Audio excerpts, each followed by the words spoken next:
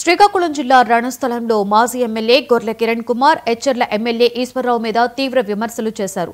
నియోజకవర్గంలో ఏం జరిగినా తన కనుసన్నల్లోనే జరగాలి అంటూ కాంట్రాక్టర్స్ ను అధికారులను బెదిరిస్తున్నారని ఆరోపించారు. గ్రావెల్ త్రవ్వకాలపై వచ్చిన వార్తలకు సంబంధించి మీడియాపై కేసులు పెట్టించారని మండిపడ్డారు.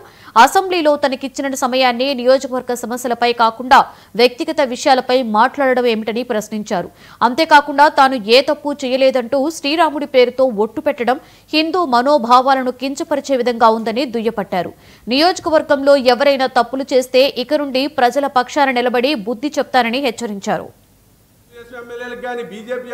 ఎవరికైనా ఈ నియోజకవర్గంలో ఇంకొకసారి గ్రావెల్ అనే విషయం ఎత్తుకొని ఆ ఎమ్మెల్యే కాదు భగవంతుడైనా ఒప్పుకునే పరిస్థితి కూడా ఉండదని కూడా పత్రికాముఖంగా నేను తెలియపరుస్తూ ఉన్నాం. ఎందుకంటే మా వనరుల్ని మేము కాపాడుకోవాల్సిన బాధ్యత మా పైన ఉంది. ఎచ్చర్ల నియోజకవర్గాన్ని సస్యశ్యామలంగా ఉంచవలసిన బాధ్యత మా పైన ఉంది. మూడోది, ఇక్కడ కాంట్రాక్టుల వర్క్లు వచ్చాయి, రోడ్లు అన్నారు. ఈ రోడ్డు కాంట్రాక్టులన్నీ ఎవరు చేస్తున్నాడండి? ఎవడైనా బయట నుంచి వచ్చి కాంట్రాక్టర్ ఎవరైనా చేస్తున్నాడా? మేము 5 సంవత్సరాల పరిపాలన చేసినప్పుడు ఎవడో బయట నుంచి సత్యవాడి నుంచి ఎవరి నుంచో తెచ్చి చేయించేవాళ్ళు.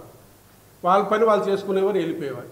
ఇప్పుడు స్వతహాగా ఒక రోలర్ పెట్టకపోతే నీ రోలరే పెట్టాలి, లారీలు తోలితే మన లారీలే పెట్టాలి, లేకపోతే ట్రాక్టర్లు పెడితే ట్రాక్టర్లు పెట్టాలి.